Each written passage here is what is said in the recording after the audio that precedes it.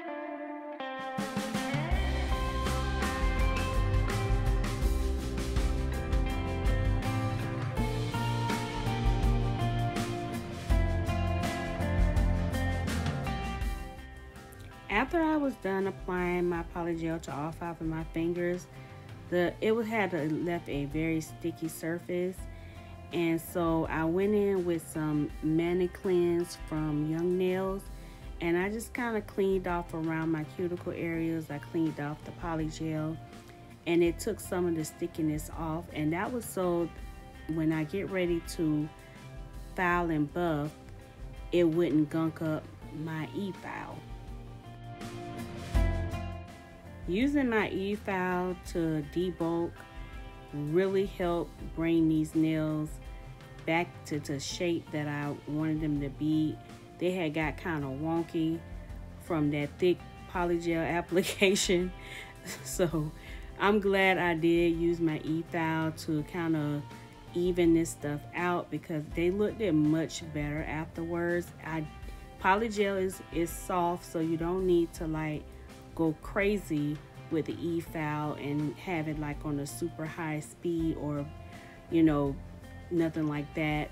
It's really easy to file, so just keep it at a regular speed. I can't tell you what speed I had this on, because this particular e-file does not have a speed. It just has a dial that goes from like slow to fast and really fast, and it has reverse and forward. That's it. So I just kind of used my judgment on how fast it was going. And after I was done with the e-file, I just crisped up the shape some more with the regular hand file, and that was it.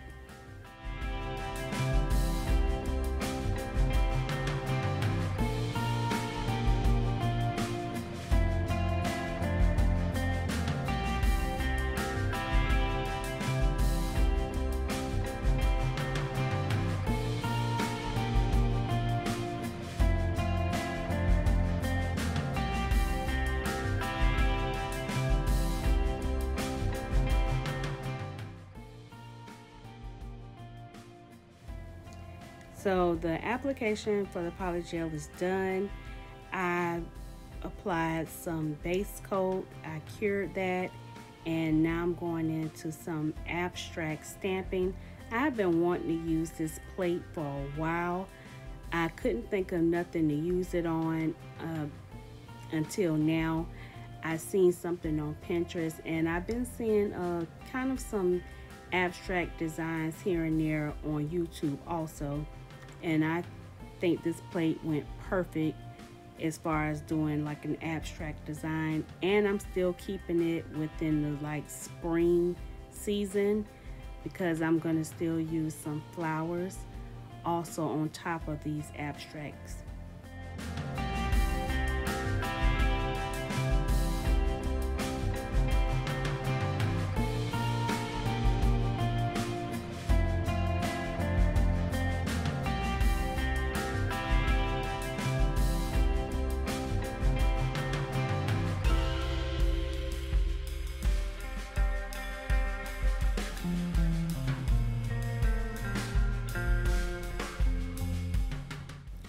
Y'all, this plate came from Dollar Tree.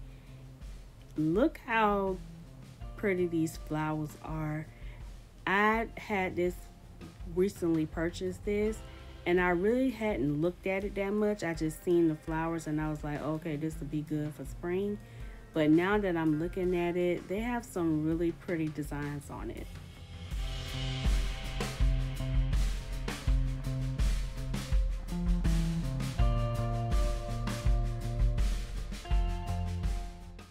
So if you've seen abstract paintings, you'll see like dots and triangles, some stripes, just random objects shown on the design. And that's kind of what I was going for. Abstract is not meant to be perfect. It's not meant to be symmetrical. It's really whatever you think and whatever you like. It's up to the artist's interpretation of abstract. And so when you see the finished design of these nails, that's to me what it was given. It was given like an artist who just randomly just put stuff on the canvas, and it somehow came together and worked. And if you have been watching my channel or go back on some of my old videos, I love art. I have done stamping with Van Gogh and Monet paintings on my nails, and hands down, that is some of my favorite manicures, is the ones with the famous painters on it.